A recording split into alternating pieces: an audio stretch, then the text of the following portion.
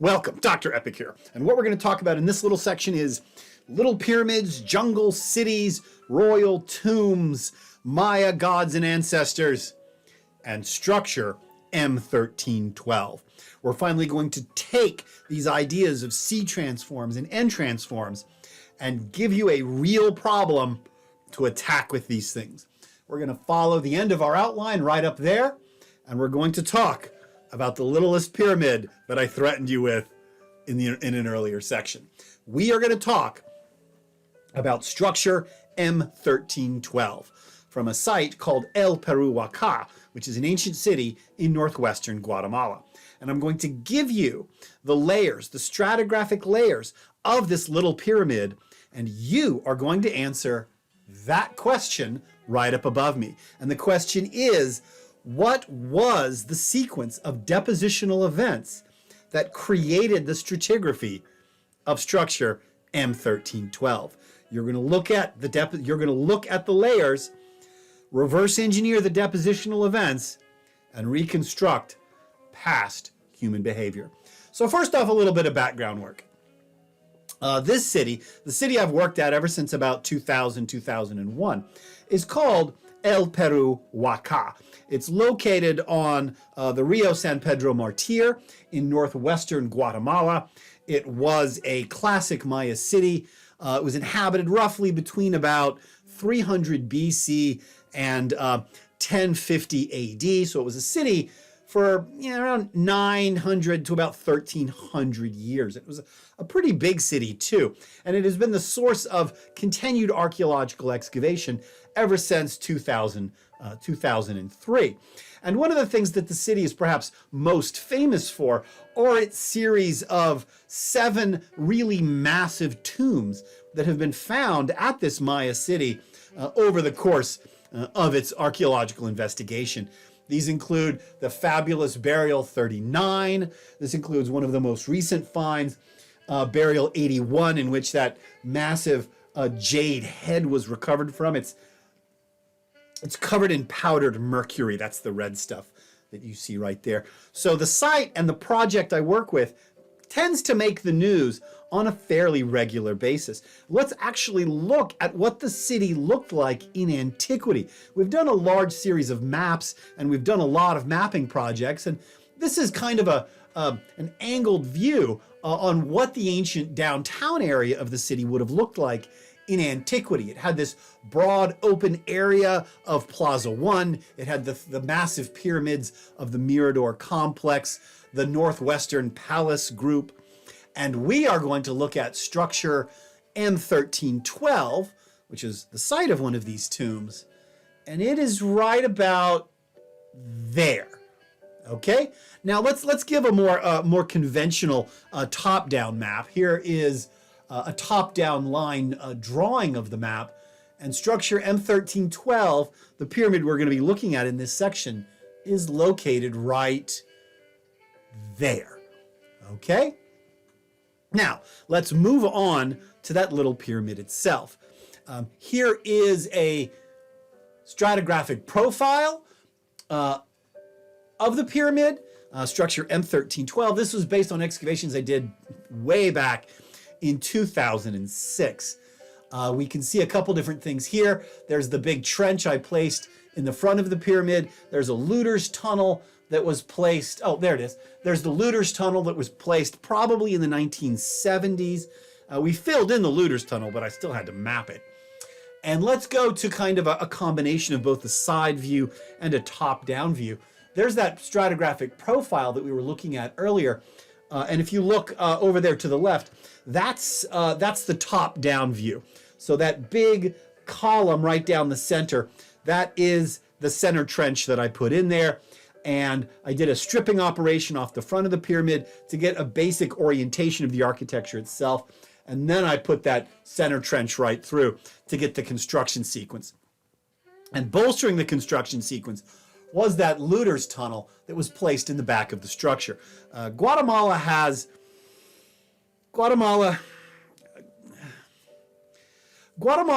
a lot of trouble policing its more remote areas. And these includes areas that have a lot of these ruined Maya cities. looting is a major, major problem within the Republic of Guatemala. Sometimes the looting is highly organized. It's carried out by the same criminal organizations that smuggle people, that smuggle drugs. Other times the looting is much more opportunistic.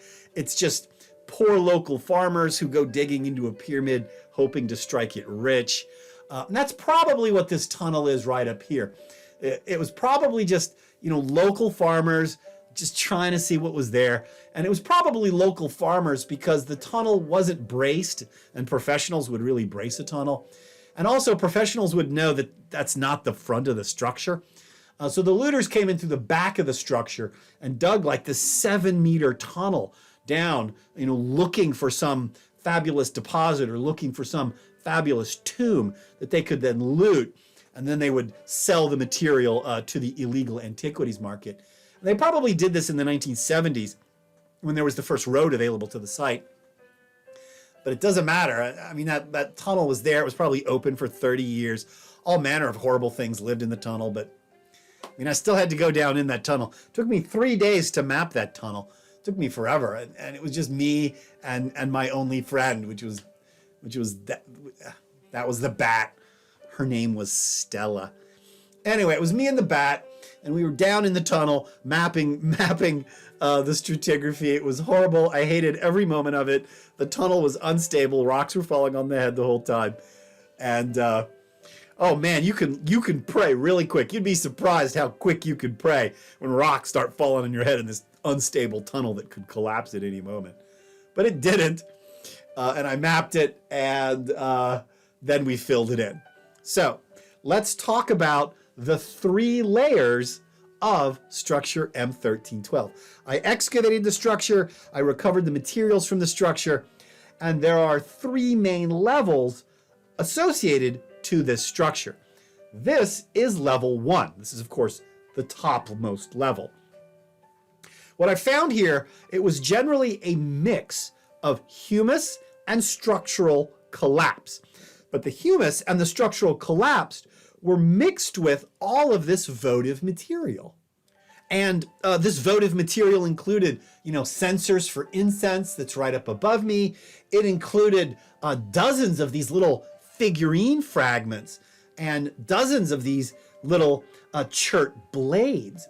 But the thing about this uppermost level is you have 3 different events going on, and they're all mixed together. You've got the humus, you've got the structural collapse, and then you have all of this votive material, all of these offerings to the ancestors.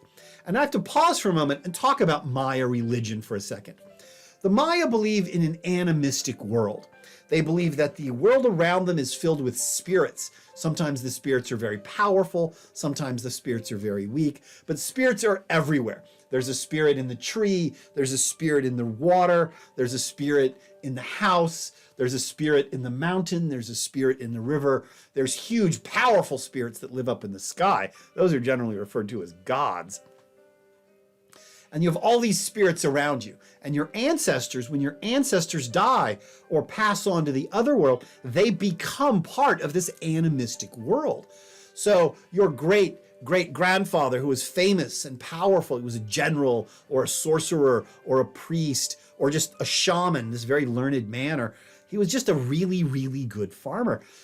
He's going to become this ancestral spirit. And these ancestral spirits are generally housed in these structures called muknals. And all of these votive offerings indicate that Structure M13-12 in fact functioned as a muknal. And a muknal is an ancestor shrine. It's a Maya ancestor shrine dedicated to the housing and the veneration of the dead. So when I start finding all this material, all of these offerings to some kind of ancestor, I immediately know that the chances that somebody very, very important is buried in this structure are quite high. And there's a reason that they are in fact leaving all of this material to this ancestor. And the reason is that the Maya believed that the great gods of the world were too important, they were too busy to actually speak to anyone who was actually alive. But if you needed, say, the rains to come, you needed to communicate with the thunder god, whose name is Chak, or you needed to communicate with the war god, whose name was Washak Lahun Ubachan. They are not going to talk to you. It's absolutely pointless to pray to these giant god spirits. But your great-grandfather, who is this general or shaman or sorcerer or farmer, he's dead. He's buried in the Muknal. The god will talk to him. So what you do is you make this little offering, an offering of incense, an offering of food, an offering of tools, an offering of figurines.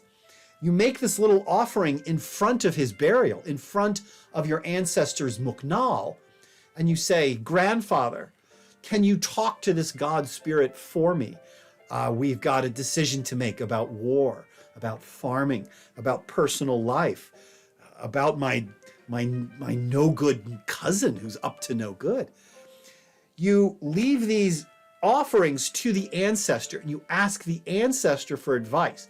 You ask the ancestor to speak to these god spirits for you. And this is why you have all of this votive material scattered across the front of this Muknal. These are offerings to some kind of ancestor. And they're not just any offerings. The offerings are made of a very particular kind of ceramic. In fact, that little sort of snake jaguar that you see in the upper left is in fact made from something called fine orange pottery. And fine orange pottery was only produced between the years 800, fine orange paste, 800 and 1000 AD. So it gives us a time period for this first layer, that sometime between 800 and 1000 AD, or maybe during that entire 200-year period, they are using the front of this structure to leave offerings to some famous ancestor. And that is level 1. So I removed level 1 from the front of the building. I wanted to remove all this humus, the structural collapse, and this votive material from the front of the structure. And I wanted to uncover whatever was left of the front slope of that pyramid. And I did. I uncovered the remains of this, badly preserved staircase leading up to what would have been a room at the top of the pyramid, but all of the walls have long since fallen down. And my next step was to dig into the construction fill of level 2 itself. So I removed the construction fill underneath this staircase. And what I found was really interesting.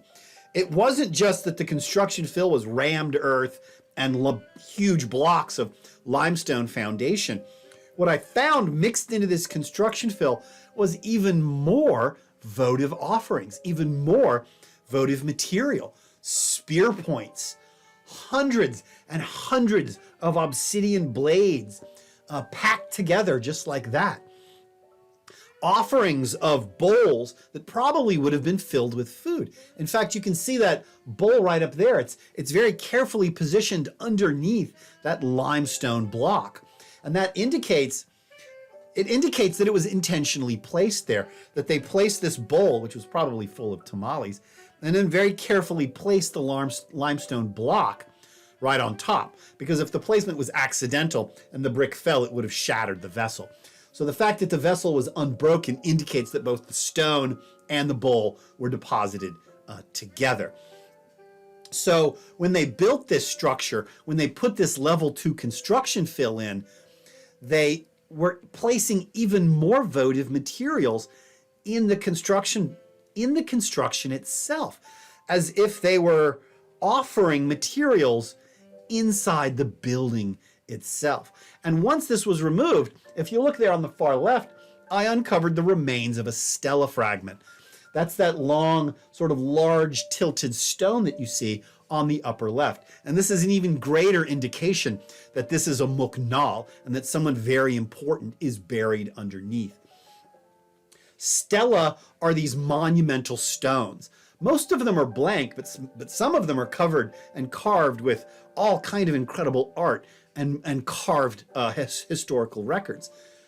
This one was blank, but it still indicated that somebody very important was buried deep into this muknal. So I removed the outer layer of the construction fill. And once the construction fill came off, Then I found something really interesting, which this building had been constructed on top of an earlier structure. Now, this is actually quite common in Maya architecture. The Maya believed in this concept of architectural renewal. You build a building, you use the building. If the building becomes dilapidated or becomes run down over time, you don't go in and fix up the building, but instead you renew the building. You basically conduct rituals inside, you leave offerings, and you push down the old structure. You demolish the old structure and then use the old structure for construction fill and build an entire new building on top of it. So this was not terribly surprising that I removed the first staircase I found, and underneath that I find the remains of an even earlier pyramid with its own even earlier staircase. So once I removed level 2, I found the half demolished remains of an even earlier building, which had been partially demolished and then used as a foundation for this later pyramid. And then I came across vault stones. And you can see some of them in that left-hand picture. Those huge limestone stones that you see kind of stacked upwards, those are called lahas. They're these huge table-like slabs of limestone that are used to cover the roofs of tombs, of Maya tombs. And I got very excited at this point because this is what those looters had been looking for, 30 years earlier. But when I started to go down and uncover the roof of this tomb, I came across something quite bizarre. That the slabs, the roof of the tomb, had actually been moved. Someone had opened up this tomb in antiquity. The tomb was not pristine. So I opened up the tomb and I went inside. And this is the tomb that I found, which had the incredibly sexy name of Burial 38. There I am in a much younger, skinnier version of myself in the excavations of Maya tomb, in the excavation of this Maya tomb. And when you find a Maya tomb, it's this very exhilarating and yet kind of dreadful thing all at the same time. Because on one hand, holy cow, you've just found a Maya tomb. And there's less than 80 of these things have ever been found in the Maya region. It's extremely rare. But on the other hand, it means you're going to be working 10, 12-hour days for the next week and a half because absolutely everything has to be mapped down to the millimeter inside of these royal tombs. The Guatemalans get very, very antsy about how these tombs get recorded. And there is the tomb chamber of Burial 38. And the tomb chamber and the even earlier pyramid, that's level 3. And there you can see all of the ceramics that are arranged around the center. There was a pile there was the plastered floor in the middle. That's why I couldn't wear boots. And I sat in there for pretty much a week, painstakingly mapping every single item that was in that tomb. And this is the map that was produced from that. There's the tomb chamber itself. Not a very big tomb, but still a tomb. Burial 38 was a very rich. It was what we call a near royal tomb, which is to say it contained all of this incredible material, but nothing in the tomb itself indicated that its occupant was in fact a king or a queen. In fact, we don't actually know the gender of this person at all, but the contents of the tomb itself were absolutely fantastic. It had 12 elaborate vessels, 109 carved spindle whorls. You use that for spinning thread. The remains of a mosaic jade death mask. But there was no body. There were only these scattered bone fragments. There's the map of the tomb. Where's the skeleton? It's gone. Somebody had opened this tomb, left all of the treasure, left the ceramic vessels, left the spindle whorls, left the jade death mask, and they took the bones. There was no body in the tomb. Only scattered bits of bone indicated that someone had in fact been buried here once. but the body had been removed in antiquity. But the stuff in the tomb was really, like, really incredible. I mean, some of the stuff, I've seen it on display in the Guatemalan National Museum. And there is the kind, we're not supposed to be into this. We're scientists. We're supposed to study these objects to uncover knowledge about the past. But I mean, the feeling when you go into like a national museum and you see like a beautiful polychrome pot and you're like, I recovered that. In fact, it was that orange cormorant pot was on display for a few years in the National Museum. Anyway, the stuff in Burial 38 was absolutely fantastic. Just absolutely eye-popping material. These gorgeous polychrome vessels, of which the classic Maya are famous for. They produce some of the most wonderful and beautiful pottery in the world. Up there on the upper left, those 109 carved spindle whorls. Almost every single one of them was unique. Right there on the middle left, that's the remains of that mosaic jade mask. We know it was a jade mask because there are some facial features in all of these jade portions. And there's a conservator working in the Guatemalan National Museum, actually right now, that is reconstructing that mask even as we speak. And my favorite vessel was right there on the bottom center. It's a ceramic vessel of a small dog, a Chihuahua. In fact, he's scratching his ear. And they have ritually killed this dog by smashing the face off of the front of the ceramic vessel.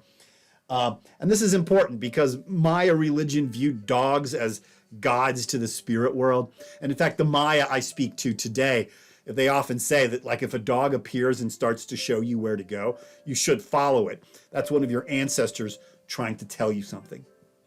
But the other thing about this pottery is the degree of elaboration of the pottery, the beauty of the pottery, the technique used to create the pottery also gives us a good date for this tomb. And the date is probably at or around the year 650.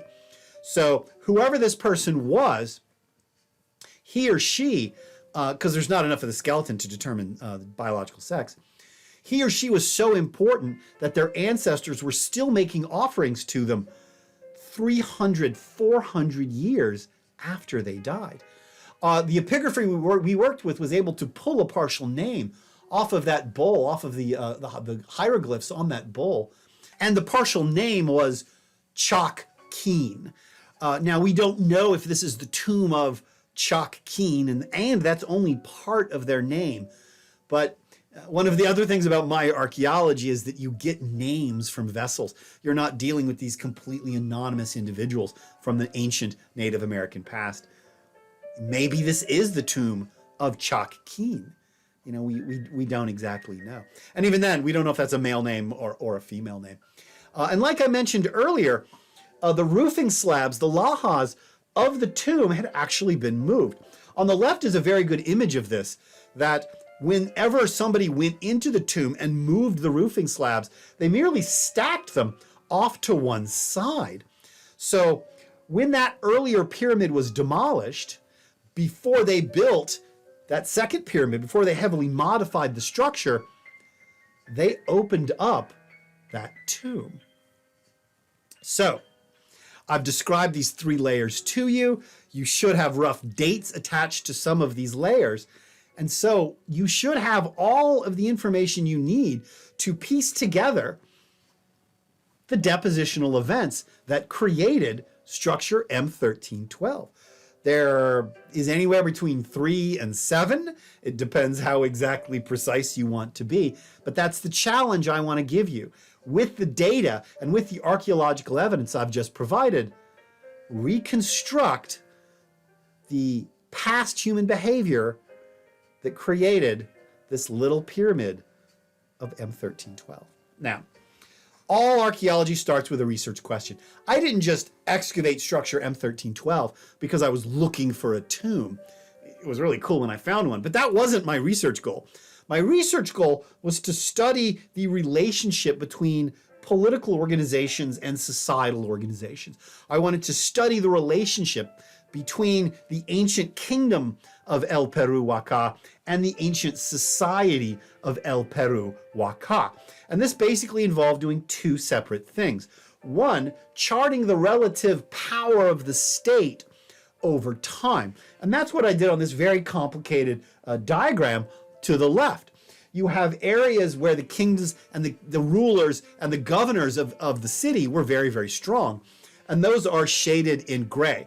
And we know that they're strong because the kings and the queens of El Peru are raising stela, they're building pyramids, they're celebrating their rulership of the city, but they don't always do that. And the white areas you can see on the left are periods where they're not building big pyramids. The rulers aren't raising monuments to themselves, and they're not building these huge and elaborate tombs. So the argument is that the white areas are periods where the state and the kingdom and the rulers are very, very weak.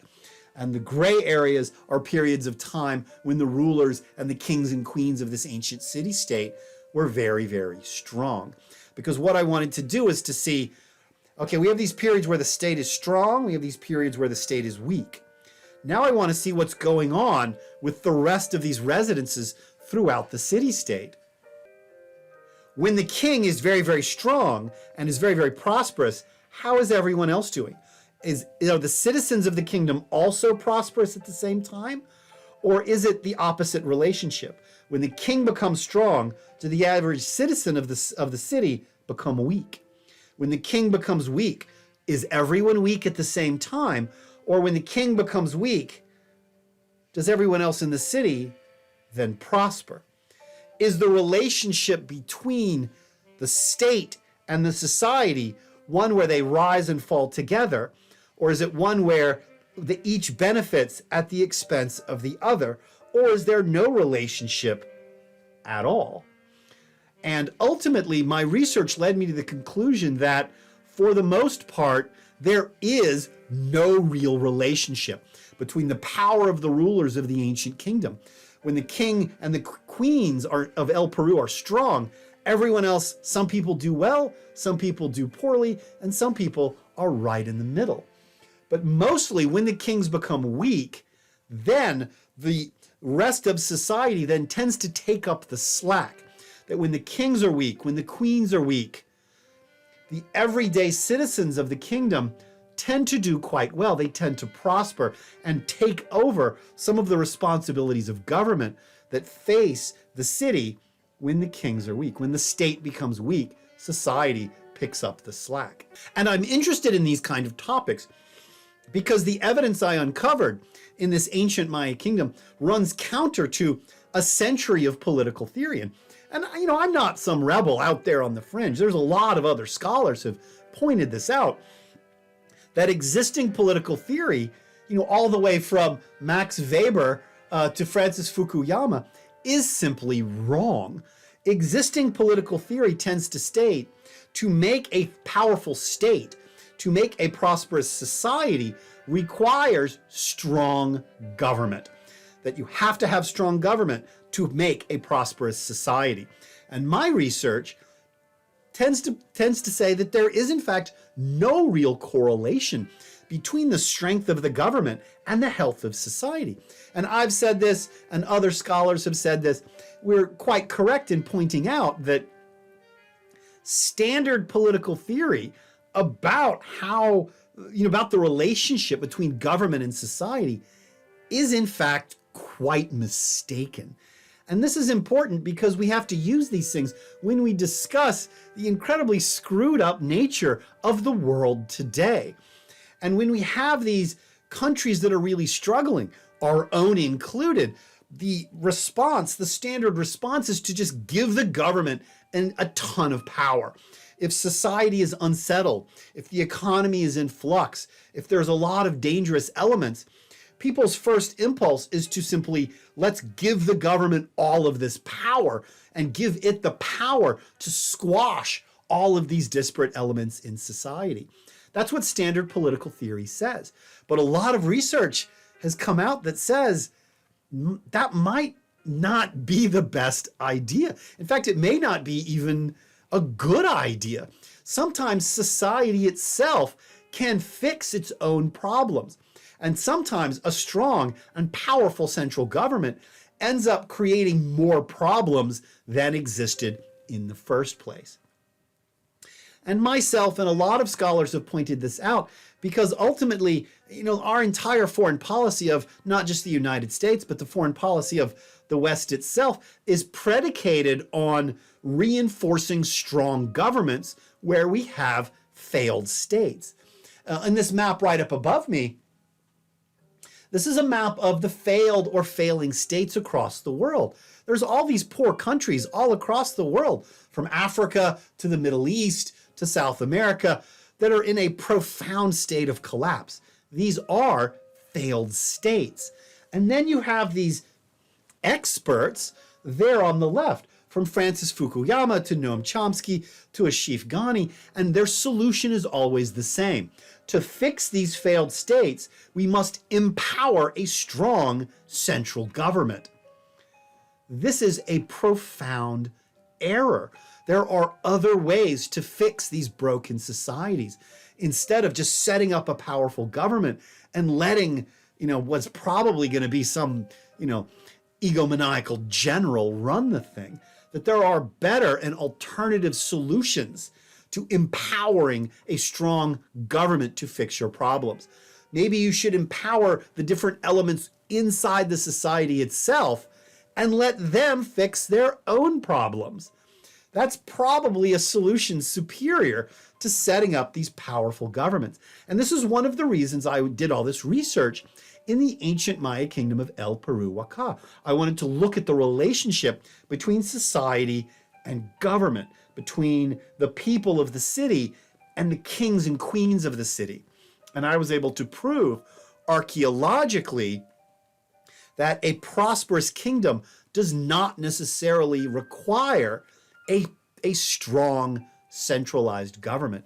In fact, the kingdom of El Peru-Waka itself does really, really well, even when there are no strong rulers. And this is why you study the past. A successful archaeology generates knowledge. And this is why I spent 4 years studying maps and digging up these little pyramids and digging up these little residences to build those charts where I could track prosperity across the city over 500 years. And that's why we do this thing. Now, we've talked about Pripyat, we've talked about Detroit, we've talked about the ruined city of El Peru-Waka. And for the next 2 entire modules, we're going to turn to the most famous abandoned archaeological city of them all, the famous Roman city of Pompeii itself. And I will see you there.